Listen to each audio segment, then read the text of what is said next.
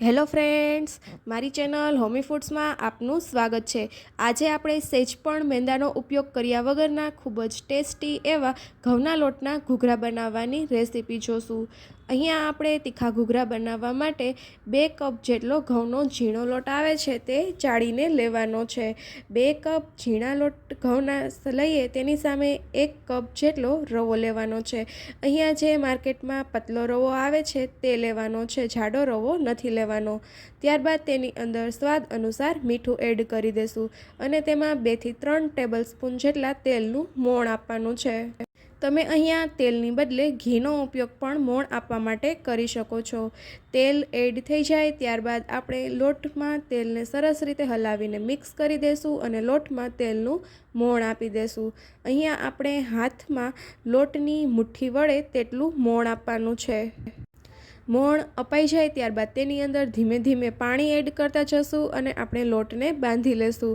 અહીંયા આપણે ખૂબ નરમ કે કઠણ લોટ નથી બાંધવાનો, પરંતુ તેને વણી શકાય તેટલો જ નરમ લોટ બાંધવાનો છે।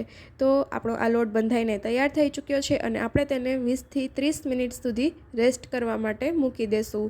હવે આપણે લોટ રેસ્ટ થાય ત્યાં સુધી બટેટાનો મસાલો બનાવી લઈએ।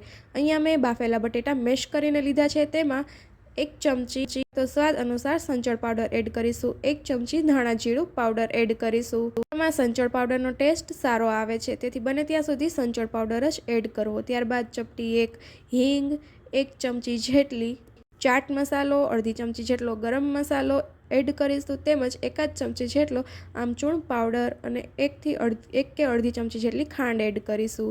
હવે અહીંયા તીખાસ માટે મેં તીખાની ભૂકી એડ કરી છે, તમે ઈચ્છો તો તેની બદલે આદુ મરચાંની પેસ્ટ પણ એડ કરી શકો છો। હવે આ બધી જ વસ્તુને આપણે સરસ રીતે હલાવીને મિક્સ કરી દઈશું। તો આપણો આ બટેટાનો મસાલો તૈયાર છે।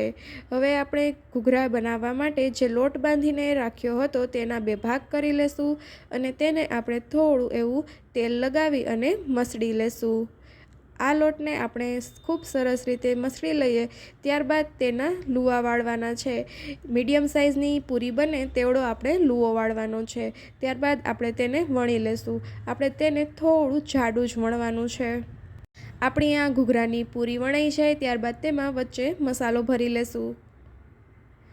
તમે આ રીતે હાથનો ખોબો કરીને વચ્ચે પૂરી મૂકી શકો છો, તેનાથી એકદમ રાઉન્ડ શેપ પરફેક્ટ આવશે મસાલો ભરતા સમયે। મસાલો એકદમ સરસ રીતે ભરાઈ જશે। હવે મસાલો ભરાઈ જાય ત્યારબાદ બંને કિનારીઓને આ રીતે ભેગી કરીને આપણે ચોંટાડી દેવાની છે। જો લોટ સુકાઈ ગયો હોય અને કિનારી ના ચોંટતી હોય તો સહેજ આંગળી પાણીવાળી કરીને લગાવવી, જેથી કરીને બંને કિનારીઓ સરસ રીતે ચીપકી જાય। ત્યારબાદ આ રીતે હાથની મદદથી આપણે ઘૂઘરાનો શેપ આપી દઈશું। ઈચ્છો તો તમે તેમનામ જ ડાયરેક્ટ ચોંટાડીને પણ રાખી શકો છો અને આ રીતે શેપ પણ આપી શકો છો। તો આપણે બધા ઘૂઘરા વાળીએ ત્યાં સુધીમાં આપણે તેલ પણ ગરમ કરવા માટે મૂકી દઈએ। હવે આપણે બધા જ ઘૂઘરા વળાઈ ગયા છે અને આપણું તેલ પણ સરસ એવું ગરમ થઈ ગયું છે। તેલ ગરમ થઈ જાય ત્યારબાદ આપણે ઘૂઘરા એડ કરવાના છે। આ સમયે ગેસની ફ્લેમ મીડિયમ ટુ સ્લો રાખવાની છે, જેથી ઘૂઘરા અંદર નાખીએ અને તરત જ બળી ના જાય। હવે તેલમાં સમાય તેટલા ઘૂઘરા આપણે તેની અંદર એડ કરી દઈશું। આ ઘૂઘરાને આપણે સ્લો ટુ મીડિયમ ફ્લેમ ઉપર જ તળવાના છે। શરૂઆતમાં આપણે ગેસની ફ્લેમ સ્લોથી સહેજ એવી વધારે એટલી રાખીશું અને ઘૂઘરા તળાવવા આવે ત્યારે આપણે ગેસની ફ્લેમ મીડિયમ કરી દઈશું। આ ઘૂઘરાને થોડી વાર પછી પલટતા જશું અને તળી લેશું। આ ઘૂઘરા આપણે ગોલ્ડન બ્રાઉન કલરના થાય ત્યાં સુધી તળવાના છે। જો ગેસની ફ્લેમ ફૂલ કરી દેશો તો ઘૂઘરા અંદરથી કાચા રહેશે અને ઉપરથી લાલ થઈ જશે, તેથી તેને સ્લો ટુ મીડિયમ ફ્લેમ ઉપર જ તળવાના રહેશે। ઘૂઘરા તળાઈ જશે એટલે તેનો કલર ચેન્જ થઈ જશે તેમજ તે ઉપર આવી જશે। હવે આપણે તેને ઝારાની મદદથીને કાઢી લેશું। તમે ઈચ્છો તો ઝારાથી ઠપકારીને પણ ચેક કરી શકો છો। જો તમને અવાજ ફરેલો લાગે અને પોલા લાગે, મતલબ કે તમારા ઘૂઘરા તળાઈ ગયા છે। હવે આપણા ઘૂઘરા તળાઈ ગયા છે તો તેને સર્વિંગ પ્લેટમાં સર્વ કરી દેશું। ઘૂઘરાને સર્વ કરવા માટે ઘૂઘરામાં વચ્ચે આ રીતે કાણા પાડી લેશું અને તેની અંદર આપણે આંબલીની ચટણી એડ કરી દઈશું। ત્યારબાદ આપણે તેની અંદર ગ્રીન ચટણી એડ કરીશું। તમે આંબલીની ચટણી અને ગ્રીન ચટણીની રેસીપી મારા ચેનલ પર જોઈ શકો છો. તેની લિંક મેં ડિસ્ક્રિપ્શન બોક્સમાં આપેલી છે. હવે તેમાં સ્વાદ અનુસાર તીખું કરવા માટે થોડી એવી લસણની ચટણી એડ કરીશું. તમને જેટલી તીખાશ પસંદ હોય તેટલી તમે લસણની ચટણી એડ કરી શકો છો.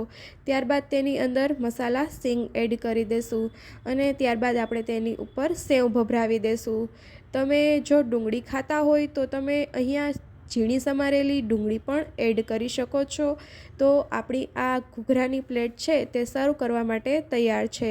તમને મારી આ ઘૂઘરાની રેસીપી કેવી લાગી તે મને કમેન્ટ કરીને જરૂરથી જણાવજો. ને તમને મારો વિડીયો પસંદ આવે તો તેને લાઈક કરજો અને ચેનલને સબસ્ક્રાઈબ કરજો. Thank you.